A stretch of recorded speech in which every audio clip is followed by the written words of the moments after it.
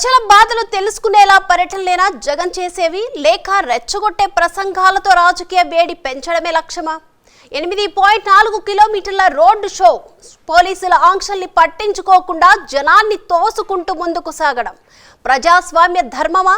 వందలాది పోలీసుల భద్రత మధ్య కార్యకర్తల గందరగోళం, లాఠీ చార్జ్, గాయాలు, ఇది ప్రజలతో మమేకమయ్యే మార్గమా? కానిస్టేబుల్ చెయ్యి విరగడం, మహిళా డీఎస్పీకి బెదిరింపుల ధోరణి కరెక్టేనా? ఇళ్లలోకి దూరి చంపేస్తామని చెప్పడం వెనుక రాజకీయ వ్యూహమా లేక భయాన్ని వ్యాప్తి చేసే కుట్రనా? ప్రతిపక్ష నేతలంటూ పదే పదే ప్రస్తావించడంలో మర్మమేంటి? ప్రజల మద్దతు కోసం సొంత డబ్బా మారదా? What's going on in Andhra Pradesh? నెల్లూరులో ఏం జరిగిందో ఇప్పుడు చూద్దాం.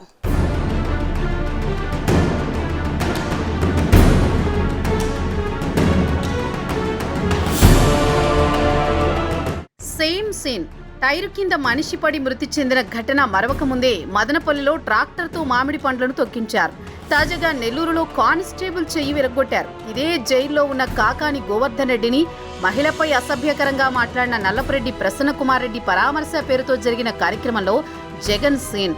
ఇందుకోసం రూల్స్ బ్రేక్ చేశారు. రెచ్చగొట్టే ప్రసంగాలతో కార్యకర్తలను, అభిమానులను, వైసీపీ క్యాడర్ను కవ్వించారు. అంతా కనుసైగలతోనే మంత్రాంగం నడిపారు. ఇంటి వద్దకు నేరుగా చేరుకునే అవకాశాలు ఉన్నా 8 కిలోమీటర్లకు పైగా అభివాదంతో సాగిన జగన్ రోడ్ షో పెద్ద హంగామాని సృష్టించింది.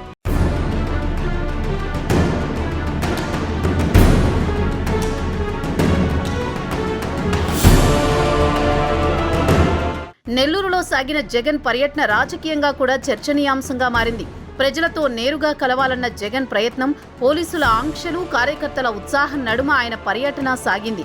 ఇటీవల సాగిన జగన్ పర్యటనను దృష్టిలో పెట్టుకున్న పోలీసులు ముందుగానే రోడ్ షో, ర్యాలీలు, సభలు నిర్వహించవద్దని జగన్కు నోటీసులిచ్చారు.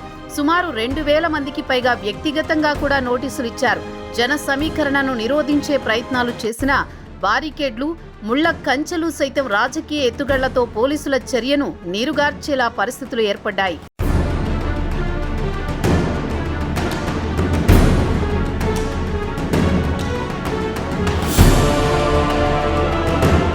2019 అసెంబ్లీ ఎన్నికల్లో జగన్కు ఫుల్ మెజారిటీ తెప్పించిన ప్రాంతాల్లో నెల్లూరు ఒకటి. అనూహ్యంగా ప్రజల్లో వచ్చిన మార్పుతో 2024 ఎన్నికల్లో వైసీపీ సింహపురిలో బోర్లా పడింది.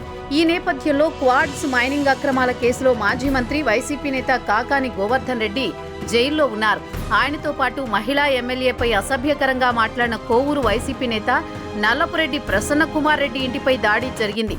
ఈ రెండింటి వ్యవహారాలపై ప్రభుత్వ వైఖరిని నిరసిస్తూ జగన్ నెల్లూరుకు పరామర్శల పేరుతో వచ్చారు. అయితే నో రూల్స్ అన్నట్లు ఆయన పర్యటన సాగింది.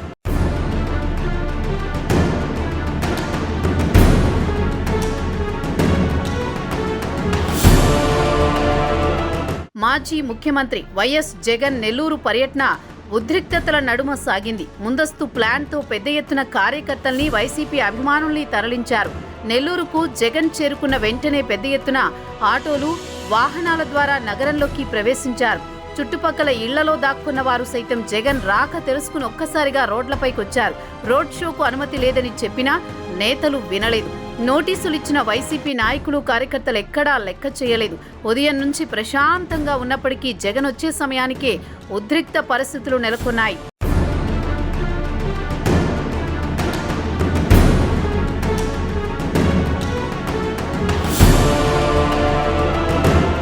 జగన్ రాకతో నెల్లూరులో అవాంఛనీయ సంఘటనలు జరిగే అవకాశాలున్నాయని పోలీసులు ముందుగానే గుర్తించారు. కొత్తూరు, అయ్యప్పగుడి, ఆసుపత్రి రోడ్డు, వేదాయపాలెం, పొదలకూరు రోడ్డులో ముళ్లకంచెలు ఏర్పాటు చేశారు. ఏం జరుగుతుందోననే ఉత్కంఠ అందరిలో కనిపించింది. 10 గంటలకు కొత్తూరులో ఏర్పాటు చేసిన హెలీప్యాడ్లో జగన్మోహన్ రెడ్డి దిగారు. అక్కడ అతి కొద్ది మందిని మాత్రమే పోలీసులు అనుమతించారు. అక్కడి నుంచి నెల్లూరు సెంట్రల్ జైల్లో రిమాండ్లో ఉన్న మాజీ మంత్రి కాకాని గోవర్ధన్ రెడ్డితో 30 నిమిషాల పాటు ములాఖత్ అయ్యారు.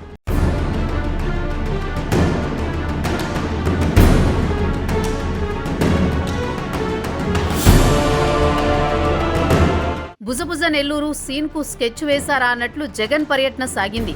ఆ ప్రాంతానికి జగన్ చేరుకోగానే జిల్లా నలుమూలల నుంచి పెద్ద ఎత్తున తరలివచ్చిన వైసీపీ నాయకులు, కార్యకర్తలు ఒక్కసారిగా రోడ్డు మీదకొచ్చారు. ఒక దశలో పోలీసులు చేతులెత్తేశారు. అక్కడ నుంచి రోడ్డు మార్గాన జగన్ అయ్యప్ప గుడి, నల్లపురెడ్డి, శ్రీనివాసులరెడ్డి విగ్రహం, Vedayapalem, Nippo centre, current office centre, ప్రభుత్వ ఆసుపత్రి సెంటర్ మీదుగా రోడ్ షో సాగింది.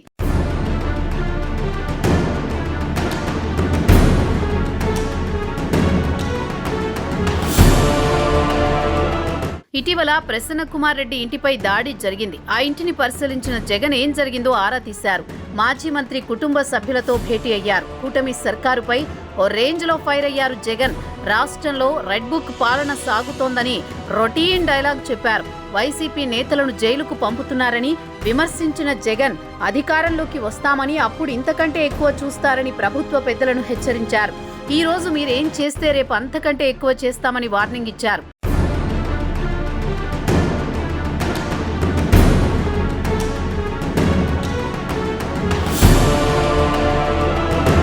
నేను అడుగుతా ఉన్నా చంద్రబాబు నాయుడు గారిని, అయ్యా చంద్రబాబు, నువ్వు చేసే ప్రతి పని కూడా ఒక తప్పుడు సాంప్రదాయానికి నువ్వు విత్తనం విత్తుతున్నావు. ఇదే విత్తనం రేపొద్దున వృక్షం అవుతుంది. నువ్వు ఏదైతే ఇత్తుతావో అదే పండుతుంది. రేపొద్దున ఎల్లకాలం నీ ప్రభుత్వమే ఉండదు. రేపొద్దున కన్ను మూసుకొని కన్ను తెరిచేసరికి మరో 3 సంవత్సరాలు అయిపోతుంది. 3 సంవత్సరాలు అయిపోతే ఆ తర్వాత వచ్చేది మా ప్రభుత్వం. మా ప్రభుత్వం వచ్చిన తర్వాత ఇదే చంద్రబాబు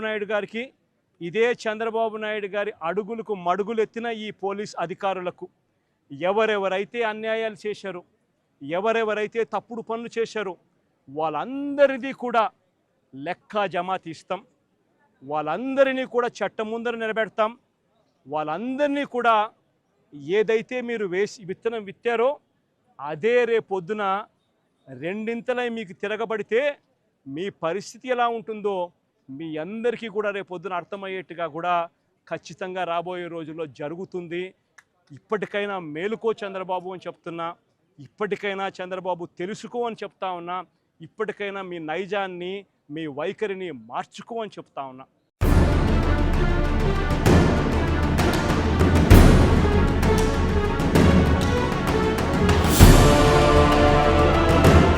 నగరంలోకి ప్రవేశించినప్పటి నుంచే జగన్ రెచ్చగొడుతూ తన వెనుకే రావాలని కాన్వాయ్ నుంచి కార్యకర్తలకు పిలుపునివ్వడంతో వారు పరుగులు తీశారు. పోలీసులు వారిస్తున్నా జగన్ మాత్రం రండి రండి అని పిలవడంతో తోపులాట చోటు చేసుకుంది.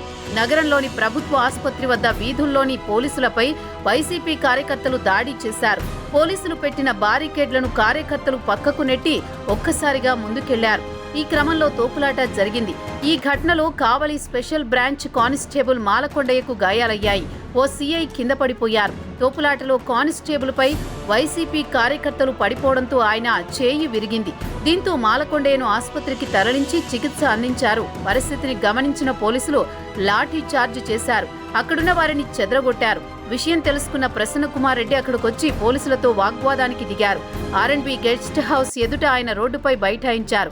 చాలాసేపు అక్కడే కూర్చుండిపోయారు. జగన్ వచ్చే వరకు ఆయన ధర్నా నిర్వహించడంపై సర్వత్రా చర్చ జరిగింది.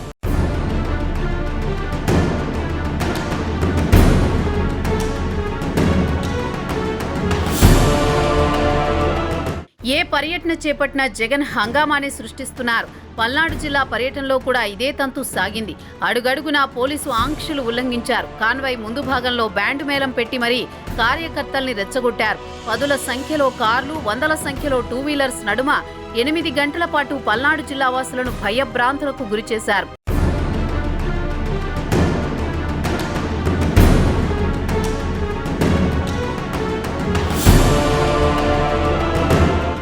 ప్రజల్లోకి వెళ్లాలంటే చాలా మార్గాలున్నాయి.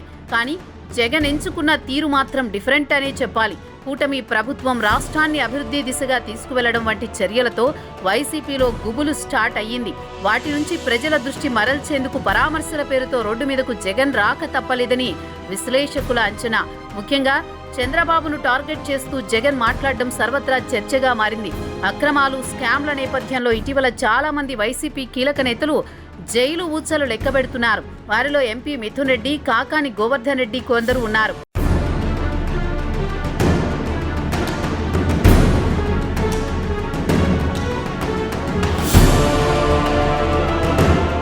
మద్యం ముడుపుల కేసులో వైసీపీ ఎంపీ మిథున్ రెడ్డి జైల్లో ఉన్నారు. ఆ కేసులోనే హైదరాబాద్లో 11 కోట్ల నగదు కూడా సిట్ సీజ్ చేసింది. లిక్కర్ స్కామ్ కేసుకు కొత్త నిర్వచనం కూడా జగన్ చెప్పడంపై జనం ముక్కున వేలేసుకున్నారు. ఏళ్ల నాటి విద్యార్థి దశకు మద్యం కేసుకు జగన్ లింకు పెట్టారు. పోలీసులు సిట్ అధికారులు నమోదు చేసిన కేసులకు కొత్త భాష్యం కూడా చెప్పారు. అందుకు చంద్రబాబు పెద్దరికాన్ని ప్రతిష్టను దిగజార్చేలా జగన్ మాట్లాడడం అందరినీ ఆశ్చర్యానికి గురిచేసింది. ప్రతిపక్ష నేతగానే తనకు తాను నేటికి వ్యవహరిస్తున్నారు.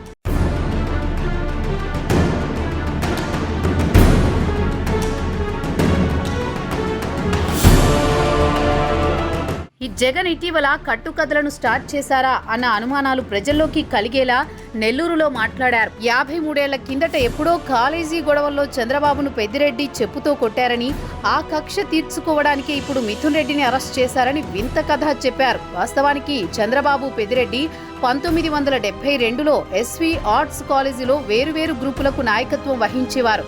ఆ సమయంలో చంద్రబాబు ఎప్పుడూ ప్రత్యక్షంగా గొడవల్లోకి వెళ్లలేదు, కొట్టుకోలేదు, కొట్టలేదు.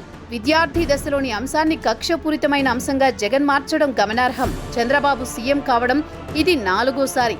పెద్దిరెడ్డిపై కక్ష సాధించాలనుకుంటే ఆ పని ఎప్పుడో చేసేవారు కదా అన్నది జనం ప్రశ్న.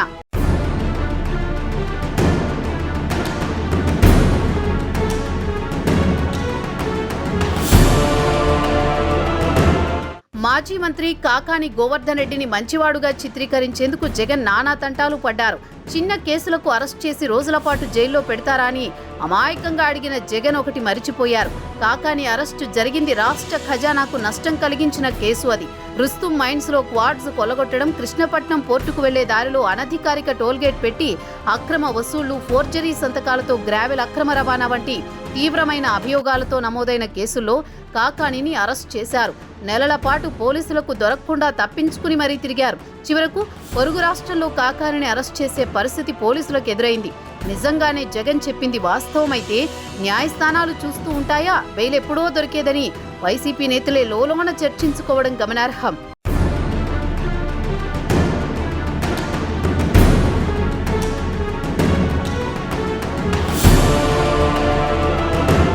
రాష్ట్రంలో నేతలు పర్యటిస్తున్నారంటే పోలీసులకు సవాల్గా మారింది. రెచ్చగొట్టే ప్రసంగాలు, రోడ్ షోలతో ఎప్పుడు ఏం జరుగుతుందోనని కూడా ప్రజలు బెంబేలెత్తుతున్నారు. ప్రత్యేకించి మద్యం కేసులో తాడేపల్లికి చెందిన పెద్దలు కూడా అరెస్ట్ అయ్యే ఛాన్స్ కూడా ఉంది. దీంతో పరామర్శలు తప్పితే మరొక దారి నేతలకు కనపడకుండా పోయింది. ప్రతిపక్ష హోదా పేరుతో అసెంబ్లీకి వెళ్లకుండా ప్రజాక్షేత్రంలోనే తేల్చుకుంటారంటూ అంటున్న పాలిటిక్స్ ప్రజలు నిశితంగా గమనిస్తున్నారు.